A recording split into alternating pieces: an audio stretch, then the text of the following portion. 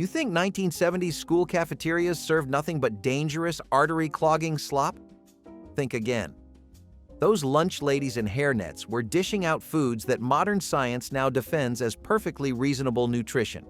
Let's dig into 30 banned school cafeteria foods from the 1970s that scientists now say were fine. Whole milk in those little glass bottles was the standard beverage in every American school cafeteria before the fat-free revolution changed everything. Each child received an 8-ounce serving of full-fat milk that delivered calcium, protein, and fat-soluble vitamins in their natural proportions. The milk arrived cold from local dairies, often within days of being collected from regional farms. Lunch ladies set bottles on trays without question because nobody had yet decided that saturated fat was the enemy.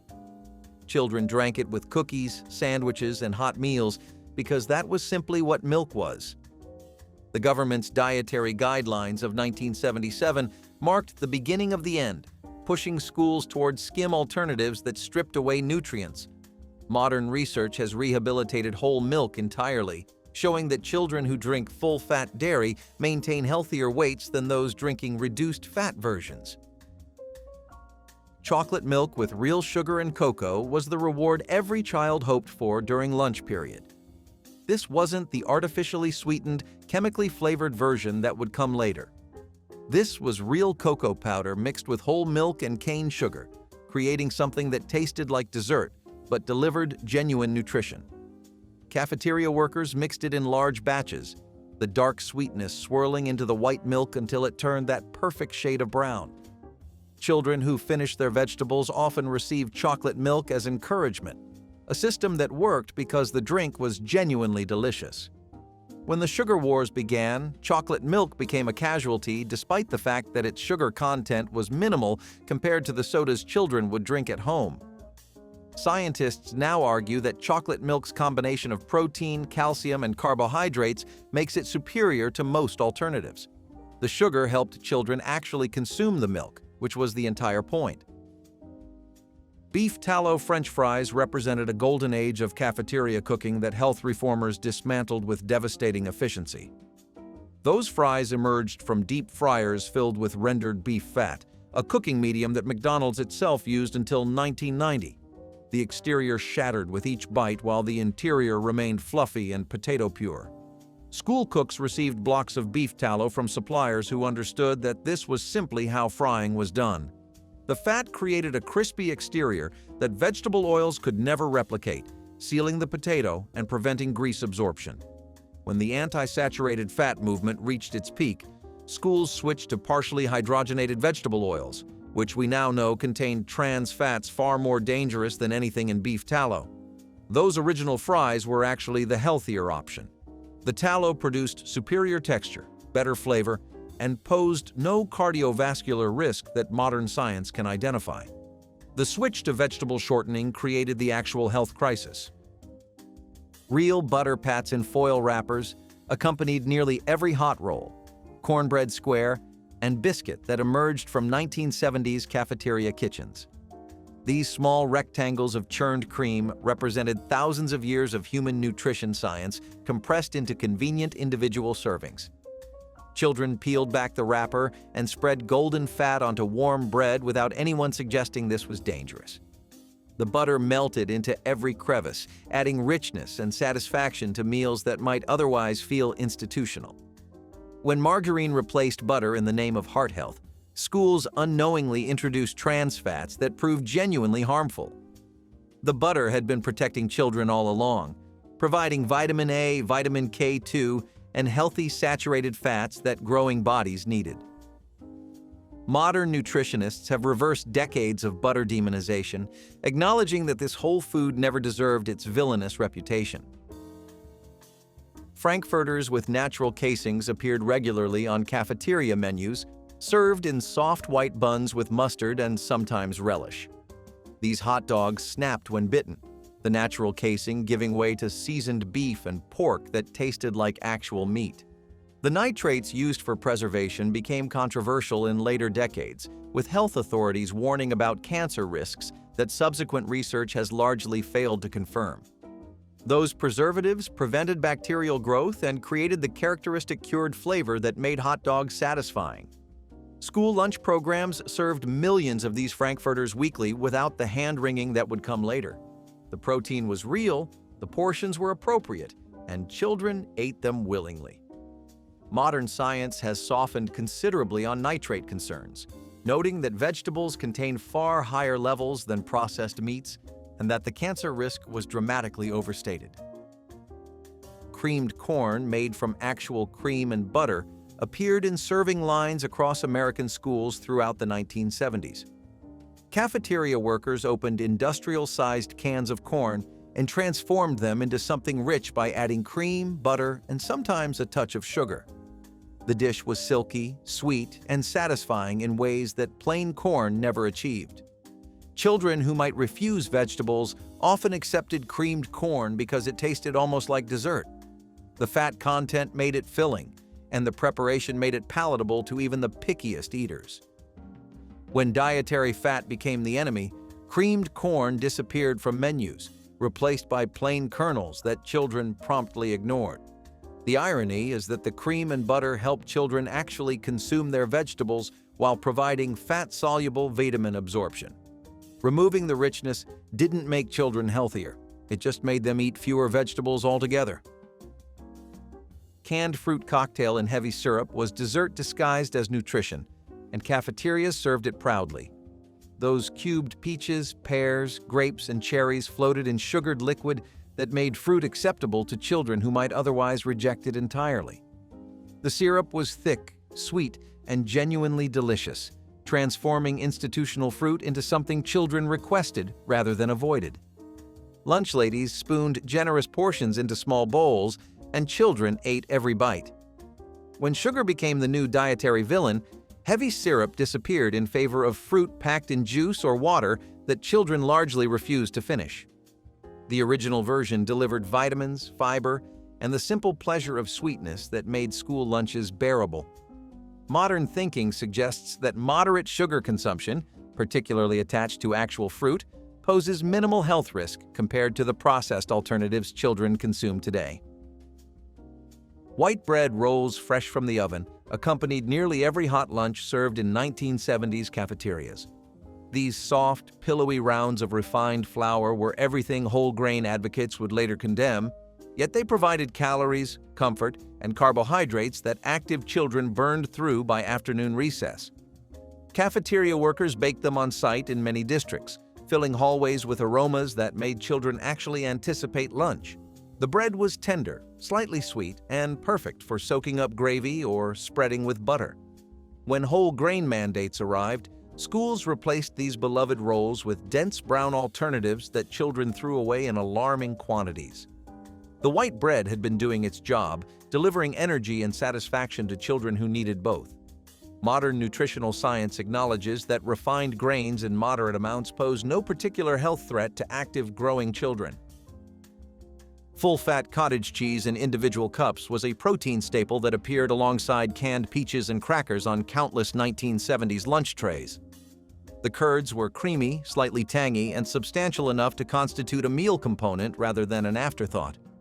Children received the same full-fat version their parents ate at home because nobody had yet decided to remove the fat that made cottage cheese palatable. The texture was rich rather than watery, and the flavor was mild enough for children, while satisfying enough to constitute real nutrition.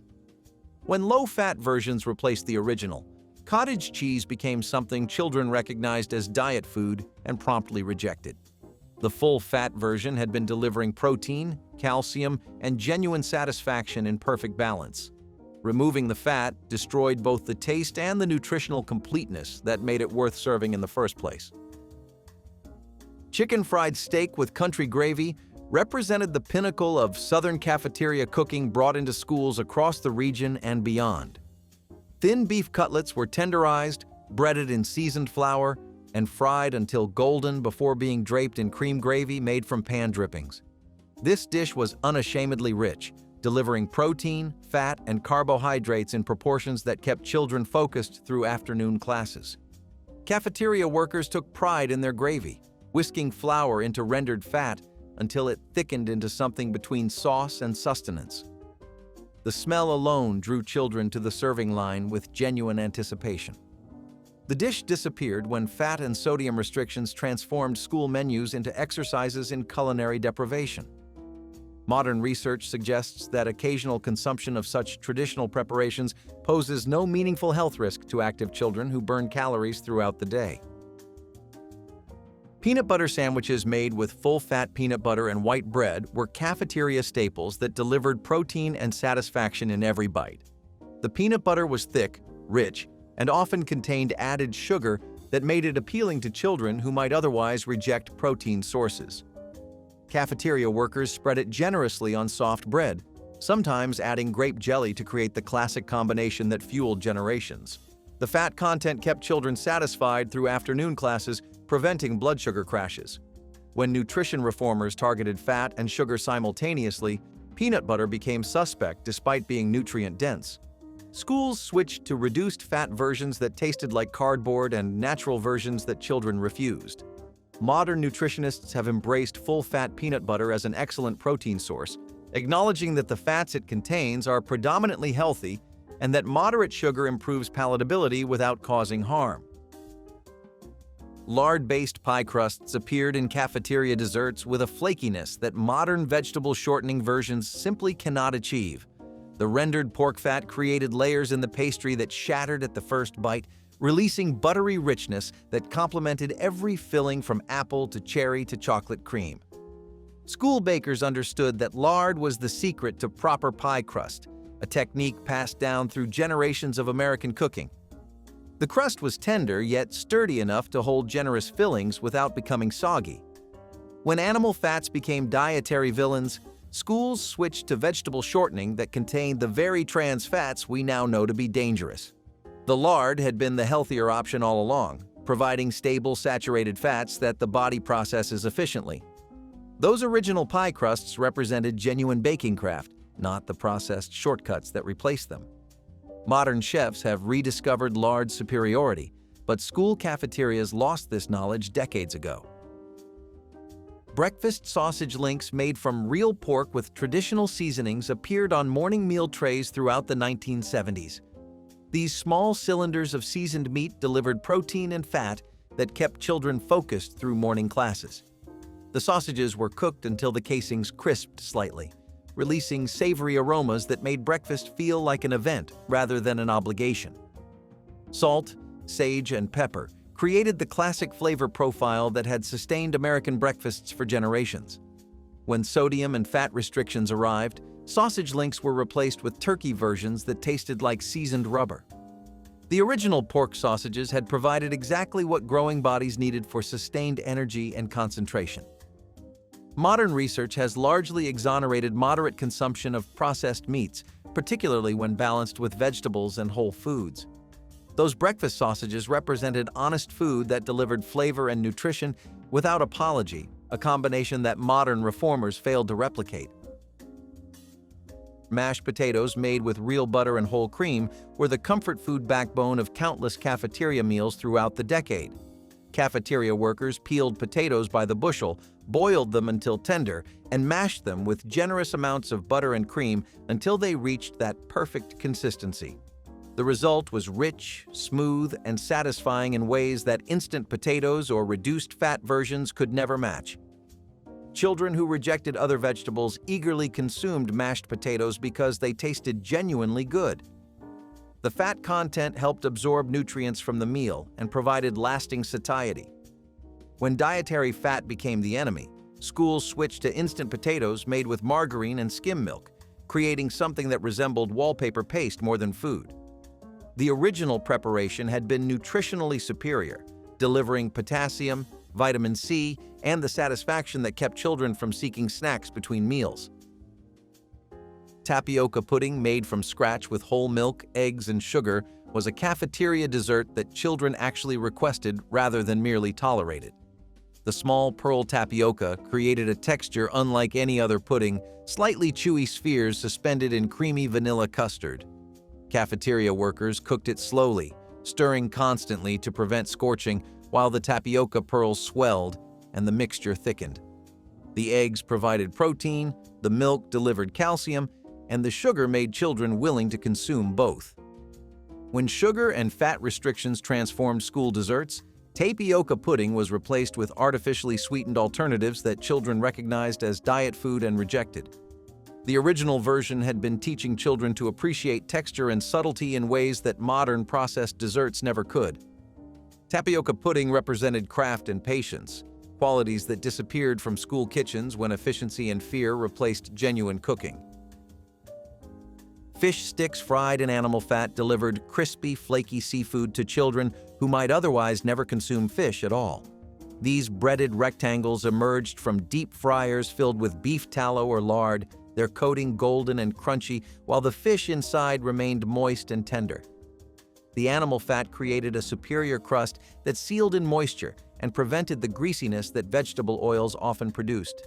Children who claimed to hate fish eagerly consumed fish sticks because the preparation made them accessible and genuinely delicious. The omega-3 fatty acids in the fish combined with the stable saturated fats in the cooking medium to create a nutritionally complete protein source.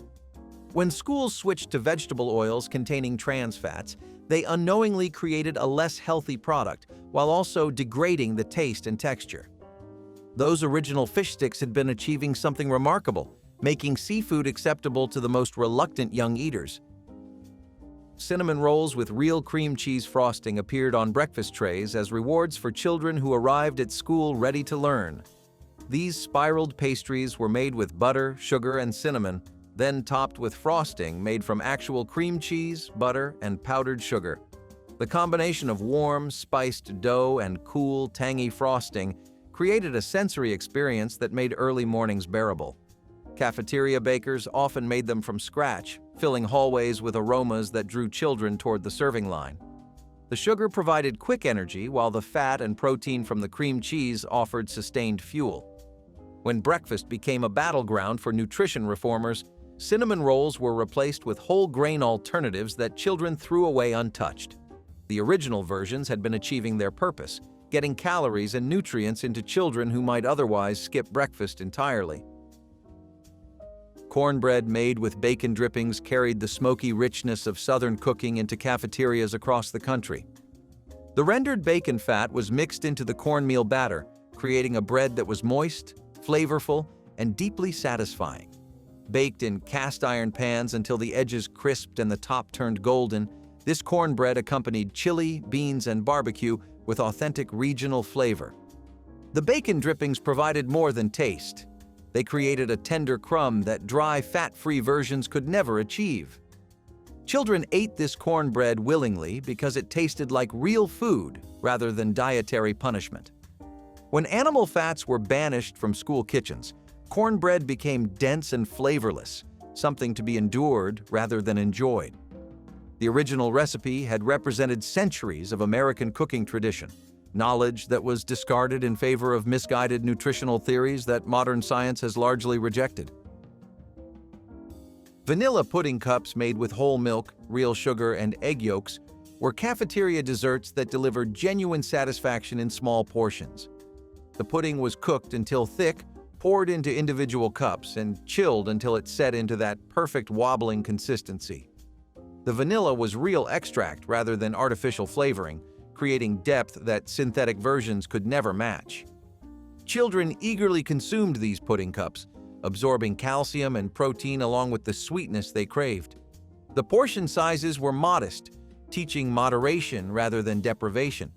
When artificial sweeteners and fat-free alternatives arrived, pudding cups became chemical experiments that children recognized as fake and rejected accordingly. The original versions had been achieving nutritional goals through palatability rather than restriction, a lesson that modern school nutrition programs have largely forgotten in their pursuit of impossible standards. Pork chops with applesauce represented the kind of balanced meal that cafeterias assembled without apology throughout the 1970s. Bone-in pork chops were seasoned simply and cooked until done, their edges slightly crispy while the meat inside remained juicy.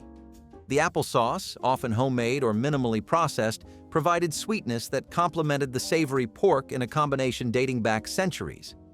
Children received complete protein, iron, and the satisfaction of eating recognizable food rather than processed alternatives.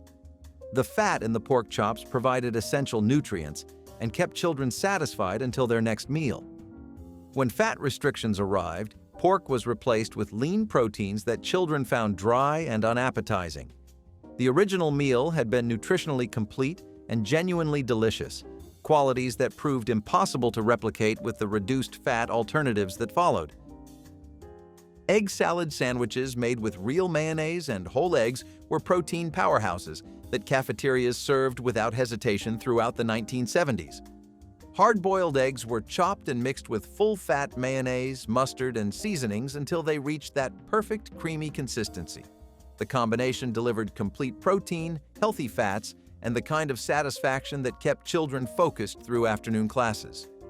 Cafeteria workers made these in large batches, spreading the mixture generously between slices of soft white bread. When cholesterol fears reached their peak, eggs became dietary villains, despite millennia of safe consumption. Schools reduced egg offerings or switched to egg substitutes that children recognized as fake. Modern science has completely rehabilitated dietary cholesterol, showing that eggs pose no cardiovascular risk and actually improve nutrient absorption. Those original egg salad sandwiches had been delivering exactly what growing children needed. Fried chicken cooked in lard emerged from cafeteria kitchens with crackling skin and juicy meat that modern baked versions cannot replicate. The chicken pieces were seasoned, dredged in flour, and submerged in hot rendered pork fat until the coating turned golden and crunchy. The lard created a seal that kept moisture inside while developing flavors that vegetable oils simply cannot produce. Children lined up eagerly on fried chicken days, knowing they would receive something that tasted like celebration rather than obligation. The saturated fat in lard was later demonized, but modern research shows it poses no greater health risk than the vegetable oils that replaced it. Those original fried chicken pieces represented genuine cooking craft, techniques that disappeared when fear replaced knowledge in school kitchens. The replacement baked chicken was dry, bland, and largely rejected by children who remembered what real fried chicken tasted like. Baked beans with salt pork or bacon appeared as a side dish that transformed simple legumes into something children actually wanted to eat. The beans were slow-cooked with molasses, mustard, and chunks of cured pork that rendered their fat into the sauce while adding smoky depth. The result was sweet, savory, and satisfying in ways that plain beans could never achieve. Cafeteria workers understood that the pork fat made the beans palatable and provided essential calories for active children. When fat restrictions arrived, the pork disappeared, and the beans became something children pushed around their trays without eating. The protein and fiber in beans required fat for proper nutrient absorption, making the original recipe nutritionally superior to any reduced fat alternative. Those baked beans had been achieving what modern fat-free versions cannot, getting children to consume healthy legumes willingly by making them genuinely delicious. Creamed spinach transformed a vegetable most children despised into something approaching acceptability through the addition of cream, butter, and nutmeg. Fresh or frozen spinach was cooked until tender, then folded into a rich cream sauce that masked the vegetable's natural bitterness. The fat content made the spinach palatable while also improving absorption of its considerable iron and vitamin content. Children who would never touch plain spinach sometimes accepted the creamed version because it tasted like comfort rather than punishment. When fat became the enemy, creamed spinach disappeared from menus, replaced by plain steamed versions that children universally rejected. The irony was devastating. Removing the cream meant removing the only thing that made children willing to consume this nutrient-dense vegetable. Modern nutritionists acknowledge that fat enhances both palatability and nutrient absorption, validating the original preparation completely. Rice pudding made with whole milk, eggs, sugar, and raisins was a cafeteria dessert that delivered comfort and nutrition in equal measure. The rice was simmered slowly in sweetened milk until it absorbed the liquid and became creamy, then enriched with beaten eggs and studded with plump raisins. Cinnamon and vanilla added warmth and depth to what was essentially a complete meal disguised as dessert. Children who might skip other foods eagerly consumed rice pudding, absorbing protein, calcium, and carbohydrates along with the sweetness they craved. The dish required patience and attention, qualities that disappeared from school kitchens when convenience replaced craft. When sugar and fat restrictions arrived, rice pudding was replaced with artificially sweetened alternatives that children immediately recognized as inferior and largely rejected. The original had been teaching children that dessert could be both satisfying and substantive. Pan gravy made from meat drippings accompanied nearly every roasted or fried meat served in 1970s school cafeterias across America.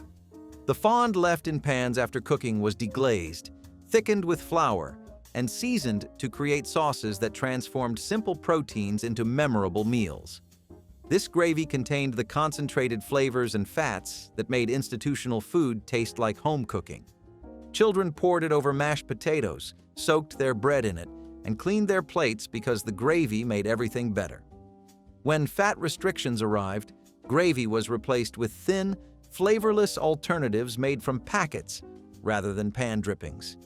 The original gravies had been delivering satisfaction that kept children from seeking snacks between meals. Modern chefs understand that pan sauces represent fundamental cooking technique, knowledge that school cafeterias abandoned in pursuit of misguided nutritional goals. Buttered egg noodles appeared as a simple side dish that children genuinely loved, wide ribbons of pasta tossed with melted butter and sometimes a sprinkle of parsley or cheese.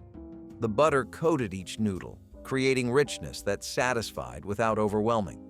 Cafeteria workers knew this dish would disappear from trays, making it a reliable way to ensure children consumed some carbohydrates with their meals.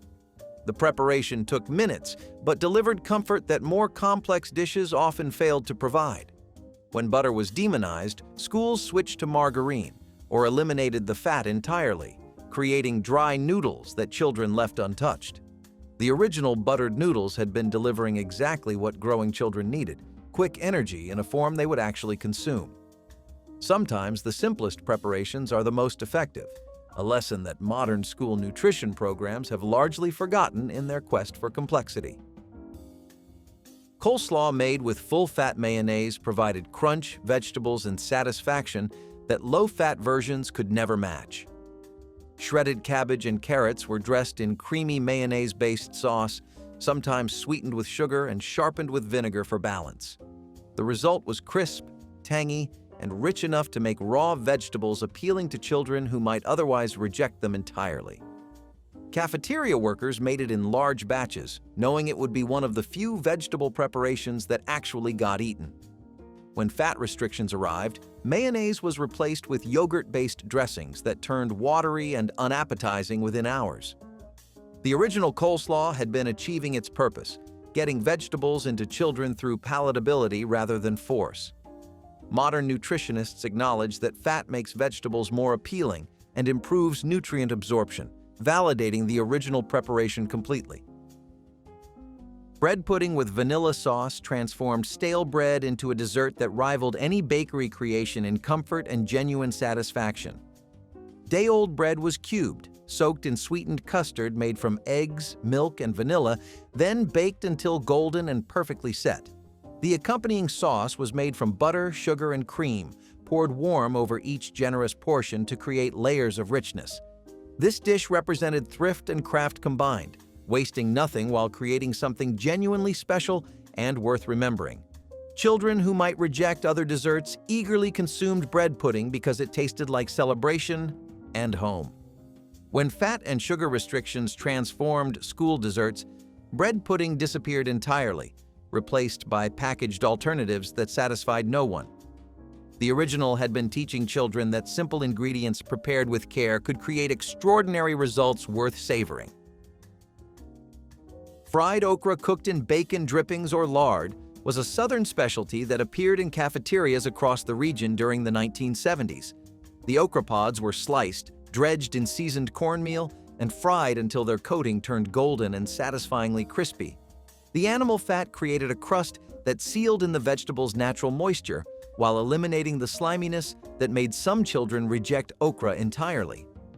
The result was crunchy, savory, and satisfying enough to make even reluctant vegetable eaters clean their plates willingly.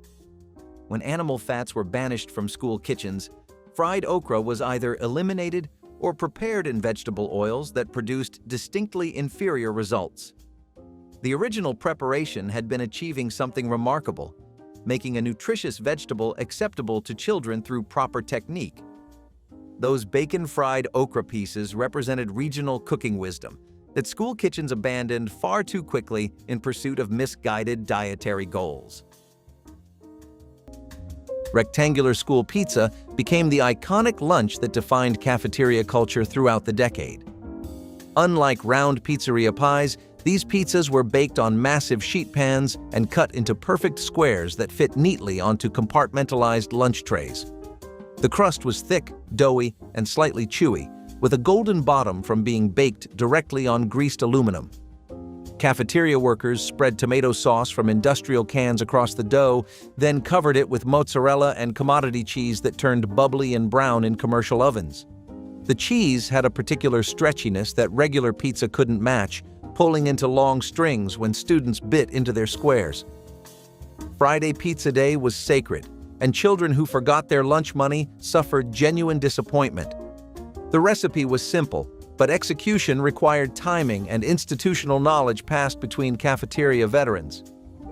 Rectangular school pizza created its own category of comfort that generations still remember fondly. Fiestada Mexican pizza introduced countless American children to flavors beyond their family dinner tables throughout the 70s. These hexagonal treats featured a crispy, tortilla-like crust topped with seasoned ground beef, refried beans, and melted cheese that turned bubbly under commercial broilers. The beef was seasoned with cumin, chili powder, and garlic, creating an aroma that announced Mexican Pizza Day throughout school hallways. Unlike authentic Mexican food, Fiestadas were designed for institutional efficiency, arriving frozen and requiring only reheating before service. Students loved the crispy edges that shattered when bitten and the stretchy cheese that connected each piece to their mouths. Some cafeterias added shredded lettuce and diced tomatoes after baking, while others kept them simple.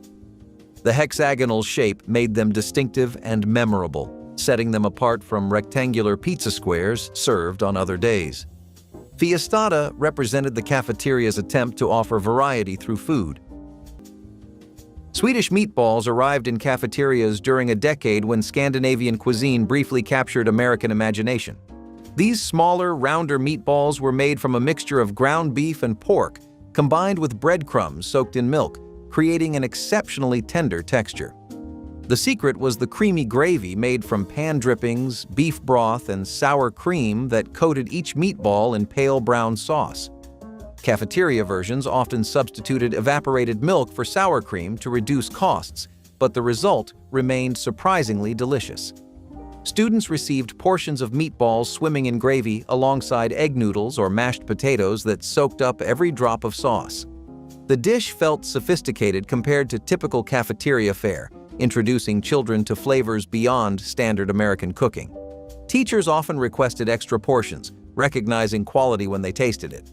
Swedish meatballs showed that school kitchens could execute international recipes when given proper ingredients. Sloppy Joes were the lunchtime wildcard, messy, meaty, and guaranteed to stain your shirt. Every cafeteria had a day when trays were heavy with hamburger buns oozing with ground beef cooked in tomato sauce and mystery spices. It was not elegant, it was not clean, but it was comforting. Sloppy Joes were everything lunch was supposed to be: warm, hearty, and just a little unruly. One bite and half of it landed on your tray. That was the rule. Napkins were never enough. These sandwiches showed up in school lunch lines, birthday parties, and weeknight dinners when parents had 30 minutes and a pound of beef. They were versatile, easy, and crowd-pleasing in the way only something unapologetically simple could be. The sauce was sweet and tangy, the meat hearty, the buns soft and doomed from the first bite.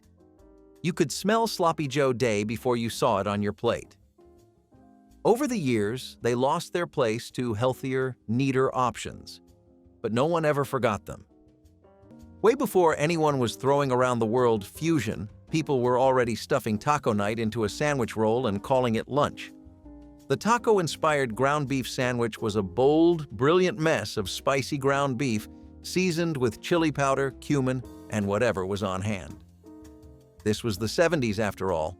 If it came in a seasoning packet, it was probably fair game. The meat got piled high into a soft hoagie roll, topped with shredded cheddar, crisp lettuce, and sometimes a few sad tomatoes trying to keep up. Every bite was an explosion of salty heat and melty cheese. It was not clean, it was not elegant, but it was delicious. This was comfort food that was borrowed from the taco truck before taco trucks were even a thing. You could find it at school cafeterias, mom-and-pop diners, and even in the occasional backyard cookout where somebody decided to get creative. The bread soaked up all that seasoned grease and somehow it just worked. You were not going to win any awards for presentation, but your taste buds would be too busy partying to care. And speaking of comfort food with attitude, the next sandwich on our list came straight from the king himself, and probably your aunt's frying pan. Hamburger gravy over mashed potatoes was the meal that proved cafeteria ladies understood comfort food better than any restaurant chef. Ground beef was browned in massive tilting skillets. Then flour was sprinkled over the meat and stirred until it absorbed the fat and juices. Milk or beef broth was added gradually while stirring constantly until a thick, creamy gravy formed around every crumble of meat.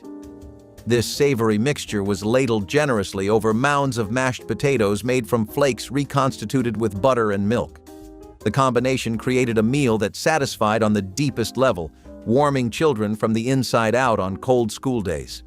Students who cleaned their trays often returned for seconds when available, and the smell of browning beef drew them toward the lunch line before the bell rang.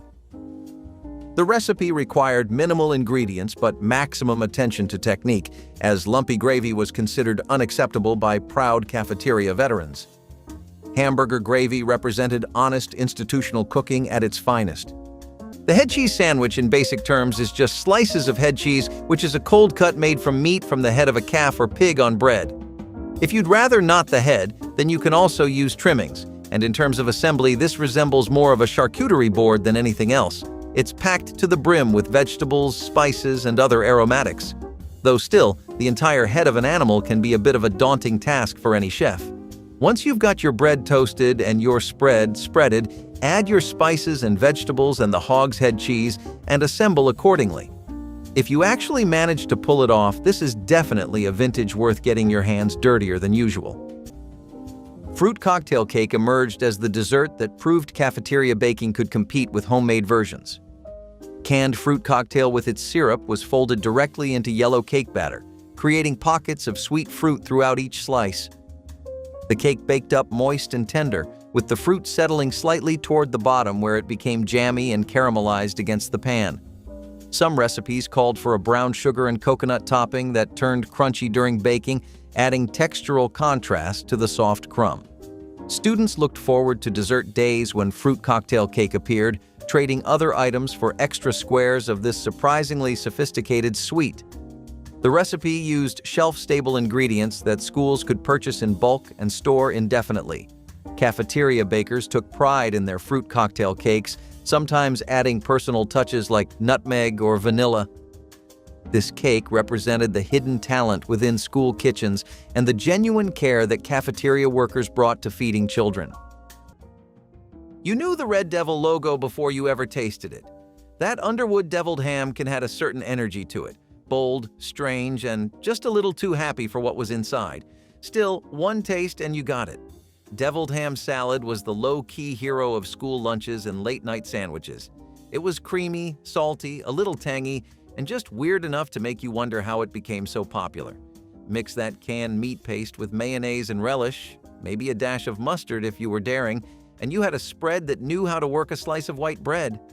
It was chilled, it was comforting, and it stuck to the roof of your mouth like a secret you could not wait to tell.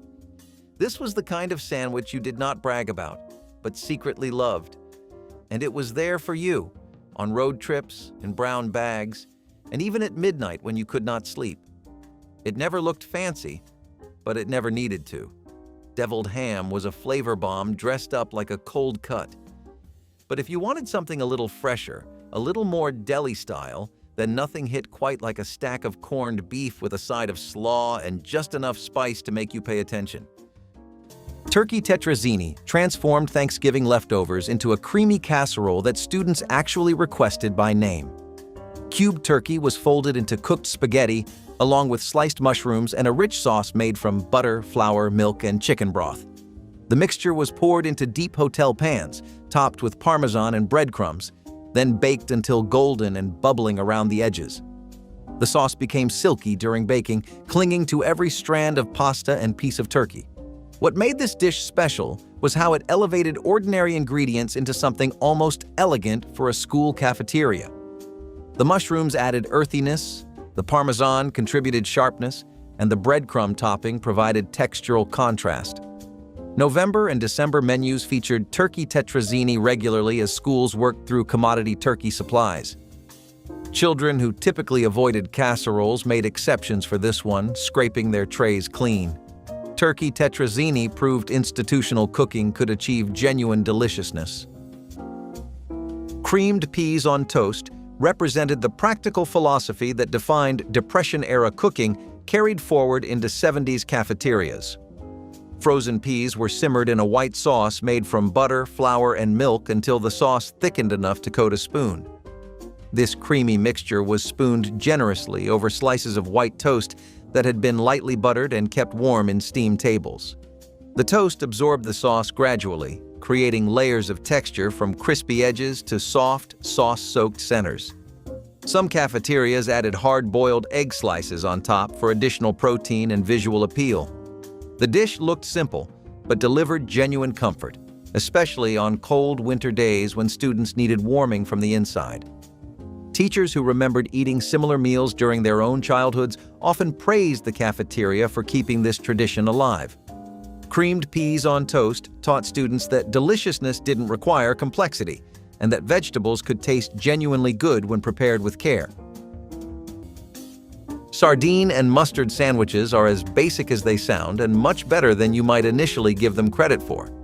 Be realistic and think about a post-Depression era America where a lot of neighborhoods and homes were still reeling from the effects. Dollars could buy a bit more and went back to their usual strength, but everything was a bit touch and go for a while, and dishes like sardine and mustard sandwiches were the cure. Even more attractive than the taste was the price of this beauty, because for about $1.50 you had yourself a solid meal. Many labor workers, like your friendly neighborhood forklift or dock workers, might remember eating these during their lunch breaks. People would usually spice it up with other vegetables, toppings, and peppers to make a proper feast out of a cheap thrill. And we would like to join the fun too. Salmon croquettes appeared on cafeteria menus when budget constraints required creative protein solutions during the middle of the month. Canned salmon was mashed with crushed saltine crackers, beaten eggs, and minced onion until the mixture held together enough to form into oval patties. These patties were dredged in cracker crumbs and fried until golden brown and crispy outside while staying moist and flaky within. The salmon flavor was mild and slightly sweet, nothing like fresh fish, but comforting in its own institutional way. Cafeteria ladies served them with tartar sauce and often paired them with creamed peas or macaroni salad. Children either loved or hated salmon croquettes, with little middle ground, but those who loved them remembered the crispy exterior giving way to tender fish inside. The recipe stretched expensive protein into affordable portions while providing genuine nutrition. Salmon croquettes represented practical cooking wisdom that prioritized feeding children well. Pickles come in pairs with olives, so it is only right to mention cream cheese and olive sandwiches next. Cream cheese was an ingredient that was already a staple in many American homes because of its popularity in desserts around the 1970s. Olives are, well, olives, and if you do not have a bottle always ready to go, you need to reevaluate your grocery shopping list for this month. Mixing the two made both substantially better, like those power-ups Iron Man gets whenever he puts on a bulkier suit. If people felt really fancy, they would put the olives on the stove for a while and have them fried. Not only was it great on its own, but people also did not stop at just frying. Both of them made for really awesome toppings on meat-based sandwiches. We would not mind seeing more olives on our plate today for sure. They are a classic we feel work in any era. Porcupine meatballs earned their name from the rice mixed into ground beef that poked through the surface like tiny quills after baking. Cafeteria ladies mixed ground beef with uncooked rice, minced onion, salt, and pepper, then formed them into balls and smothered them in tomato sauce before baking. The magic happened as the rice absorbed tomato juices and expanded, creating meatballs that were moist and tender while stretching the meat budget further than any administrator expected. Schools loved this recipe because rice was cheap and 1 pound of ground beef could feed twice as many students. Children lined up eagerly because the tomato sauce turned sweet and sticky during the long bake, coating each meatball in glossy red sauce that tasted like comfort. These weren't gourmet creations, but they were honest food made with care by women who understood that hungry children needed substance. Porcupine meatballs represented cafeteria ingenuity at its finest. Imagine being 8 years old and opening your lunchbox to find chopped olive and cream cheese on pumpernickel. Either your mom was ahead of her time, or she found an old cocktail recipe card and just went with it. This sandwich was salty, tangy, creamy, and somehow kind of grown up. You had green olives chopped so fine they could sneak into your taste buds before your brain caught on, mixed with cream cheese until it was a spread so thick it stuck to the knife like it had a mission. All of that smeared onto a slice of deep dark pumpernickel that practically demanded you respect it. It was not flashy, it was not sweet, and no kid was trading their cookie for it, but it had an edge, the kind of flavor that got better the more you chewed. Somewhere along the way, this party appetizer snuck into lunchboxes, Tupperware, and even a few kitchen counters at 2 in the morning. It was strange, but it made sense. The 70s were weird like that. Spreads were suddenly sandwiches and finger food was fair game. Of course, if you thought cold spreads were wild, wait until you see what happens when tuna salad goes face-to-face with a broiler. American chop suey was the cafeteria's answer to Italian-Chinese fusion decades before fusion cuisine became trendy.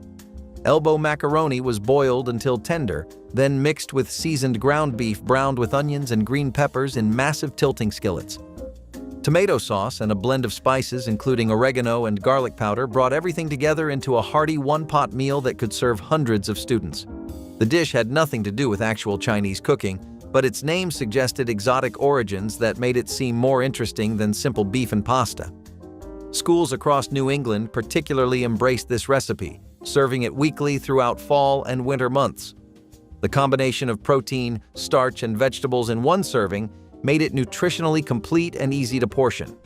Cafeteria ladies could prepare enormous batches in advance and keep them warm in steam tables for hours without quality loss. American chop suey was cafeteria efficiency at its finest. Peanut butter and honey sandwiches were the gentle cousin of the classic peanut butter and jelly, quieter, softer, and maybe a little sweeter. Instead of fruit preserves, this version replaced the tang with something more mellow, something that stuck to the roof of your mouth and made your fingers smell like golden syrup all afternoon. It was the sandwich you got when the jelly jar was empty, but love was still in stock. A simple swipe of peanut butter on one slice, a drizzle of honey on the other, and 2 halves pressed together until the honey oozed just enough to make you pause. These sandwiches were often packed quickly, folded into wax paper, and slightly crushed by the weight of textbooks. But that did not matter. If anything, it made them better. There was something old-fashioned about it, something kind. Peanut butter and honey tasted like slow mornings, kind grandparents, and meals that did not need to be fancy to be filling. Today, they are harder to find in school cafeterias and less likely to show up in lunchboxes full of brand-name snacks. Cheeseburger pie turned the beloved American hamburger into a casserole that could feed entire classrooms from a single pan. Ground beef was browned with onions and seasoned with salt, pepper, and Worcestershire sauce, then spread across the bottom of baking dishes. A simple batter made from eggs, milk, flour, and baking powder was poured over the meat layer, creating a soft bread-like topping as it baked. Sliced American cheese was layered on top during the final minutes of baking, melting into a golden blanket that tied everything together. The result was somewhere between a burger, a biscuit, and a pot pie, satisfying multiple cravings simultaneously.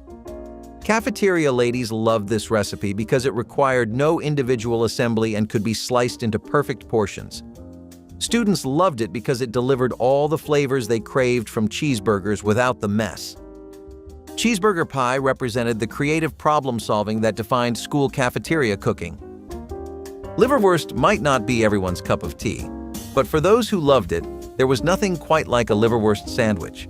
So, Liverwurst, or liver sausage, has German roots and is a staple in many European countries. The name Liverwurst comes from the German words Leber, which means liver, and Wurst, which means sausage. This one was also made with rye bread and was a common street food in the streets of New York. Grandma gave it a home-like feel by using homemade bread and using fresh veggies and toppings like mustard, pickles, or onions. Grandma knew that Liverwurst sandwiches were a bit of a specialty, something that not everyone would appreciate. But for those who did, it was a real treat. Peanut butter bars satisfied the after-lunch sweet tooth while delivering protein that helped students focus through afternoon classes. A base layer of oats, flour, brown sugar, and butter was pressed into sheet pans and baked until golden. Creamy peanut butter was mixed with powdered sugar and softened butter to create a thick filling spread across the warm crust. The final layer of chocolate chips melted over warm peanut butter created a glossy, dark topping that firmed as it cooled. Cut into small squares, these bars were rich enough that modest portions satisfied completely. The combination of textures made eating them an experience requiring attention and appreciation. Schools could prepare massive batches that held well throughout lunch service without refrigeration. The ingredients were affordable and the recipe forgiving, allowing even inexperienced bakers to produce consistent results.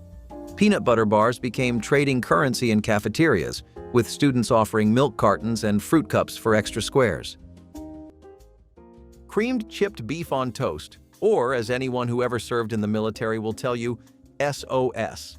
No, not a cry for help, though it looked like one. This was dried beef, shredded and stirred into a thick, milky white sauce with a bit of pepper and sometimes a touch of Worcestershire if you were fancy. Then it got spooned over toast, or biscuits, or whatever bread you had. It was a direct descendant of World War II rations. But by the 1970s, it had made its way into American homes, school cafeterias, and greasy spoon diners across the country. It was salty. It was creamy. It looked like a mistake, but somehow it kept getting made and loved. It was affordable, filling, and tasted better than it had any right to. Parents made it because it used cheap pantry ingredients. Diners served it with coffee refills. Kids ate it because they did not know any better, then grew up craving it again. It might not be pretty, but it is unforgettable. Still, not everything on this list is heavy. Some sandwiches were just simple, clever ways to use what was left on the breakfast table, and a little sweet on the side. Cheese zombies were the mysterious bread pockets that appeared under different names in cafeterias across America throughout the decade. Soft bread dough was wrapped around American cheese slices, sealed at the edges, and baked until golden brown and puffy. When students bit through the tender crust, melted cheese stretched in long strings that required careful navigation to avoid dripping onto shirts. The name varied by region, with some schools calling them cheese pockets or cheesy bread, but the concept remained consistent. These handheld treats required no utensils and could be eaten while walking to recess, making them popular with children who wanted to maximize playground time. Cafeteria workers could prepare hundreds in advance, freezing unbaked zombies for later use when schedules demanded quick solutions. The combination of soft bread and gooey cheese created a textural experience that students remembered decades later. Cheese zombies proved that simple combinations executed well could achieve legendary status in lunch. Hot browns were not just sandwiches, they were events. Hailing from Louisville, Kentucky, the hot brown was the kind of school lunch you did not expect to see in your lunchbox. But when you did, everything else faded away. It was open-faced, built on toasted bread, and layered with turkey bacon and a thick, rich Mornay sauce that made it feel like something that belonged in a fancy hotel, not the corner of a cafeteria tray. The whole thing was broiled until bubbly, golden, and just messy enough to feel indulgent. It smelled like home. It tasted like someone had really tried. Most kids stared at it, confused. But for those who knew what they were looking at, it was heaven. Each bite was creamy, salty, and warm, something between comfort food and special occasion. You ate it with a fork, or tried to. It was not meant to be neat. It was meant to fill you up and slow you down. Today, you will find them in restaurants, dressed up and modernized. But nothing hits like the homemade version packed with love. Now, Bologna is not what you would call glamorous, but in the 1970s, someone took that humble meat and turned it into a straight-up miracle. Enter the Bologna pizza sandwich. This was not a joke, it was genius. You start with a soft hamburger bun, maybe left over from the weekend cookout. On the bottom half, you lay down a slice of Bologna, and if you are doing it right, you give it a quick sizzle in a frying pan so the edges curl up like a little meatball. Then you spoon on tomato sauce, canned, homemade, whatever you have, and top it with shredded mozzarella. After that, into the broiler it goes. What comes out is pure nostalgia with melted cheese dripping down the sides and the edges of the Bologna just crispy enough to give it bite. It smelled like school lunch and after-school cartoons. This was a sandwich that did not care what anyone thought. It was pizza-inspired, budget-friendly, and full of attitude. A little greasy? Sure. A little weird? Absolutely. But no one ever forgot their first one. But if Bologna in a broiler felt like a stretch, get ready for the canned spread that showed up in lunchboxes, picnic baskets, and every pantry with a shelf of shame, and somehow stayed beloved. Pimento cheese sandwiches were a Southern love letter written in cheddar, mayonnaise, and bright red pimentos, served between soft white bread and packed with personality. This was not just a sandwich. It was a tradition, a ritual, and sometimes a dare for kids unfamiliar with its bold, tangy flavor. The cheese was sharp. The mayonnaise mellowed it out. The pimentos? They brought color, a hint of sweetness, and that unmistakable peppery kick. Pimento cheese was often whipped into a spread and slapped onto sandwich bread before being wrapped in wax paper and tossed into a lunchbox. It squished a little, stained the paper orange, and always felt like it had something to prove. Some kids swapped them, others hid them, but everyone remembered them. It was not the kind of sandwich that blended in, and that was the point. Over the years, it slipped out of school cafeterias and into specialty food menus, but back then, it was a staple that defined a region and a generation. It was homemade, it was messy, and it was honest. Cafeteria goulash bore little resemblance to authentic Hungarian cooking, but became beloved comfort food in school lunchrooms nonetheless. Elbow macaroni was combined with ground beef, diced tomatoes, tomato sauce, and a blend of seasonings that varied by region and cook. The mixture simmered together until the pasta absorbed the tomato flavors and the meat distributed evenly throughout the pot. What distinguished goulash from American chop suey was often regional tradition rather than recipe differences, with Midwestern schools particularly attached to the goulash name. Served in deep compartments on lunch trays, the dish provided complete nutrition in a single portion that required only a spoon. Cafeteria ladies could prepare massive batches that held well in steam tables for extended service periods. Students who initially resisted the unfamiliar appearance often became devoted fans after the first bite revealed familiar flavors. Cafeteria goulash taught children that foods with strange names could still taste like home. There is something dangerously comforting about mixing bacon grease with anything sweet, and that is exactly what bacon and apple butter on white bread was. You take crisp, salty bacon, still warm from the skillet, and press it into a slice of soft white bread that has been generously smeared with apple butter. That is it. No lettuce, no cheese, no rules. The combination was 100% homemade magic. It tasted like fall mornings, cast iron skillets, and someone's grandma telling you not to eat too fast. Apple butter gave it this rich, spiced flavor that clung to your mouth just long enough for the bacon to come crashing through. It was smoky. It was sweet. It was not trying to impress anyone. The real win here was in how it reused leftovers. If breakfast was done, and you had a few stray strips of bacon and a jar of apple butter on hand, this sandwich practically made itself. The kind of thing you whipped up while the coffee was still brewing. Maybe it never made it to a diner menu, but it made it to enough hearts to matter. And speaking of sandwiches that mattered, let us talk about the skyscraper of cold cuts that ruled every diner plate with a toothpick flag on top. Which banned cafeteria food do you remember most fondly? Drop your lunch line memories in the comments below, hit that like button, and subscribe so you never miss another nostalgic trip back to the cafeterias of your childhood.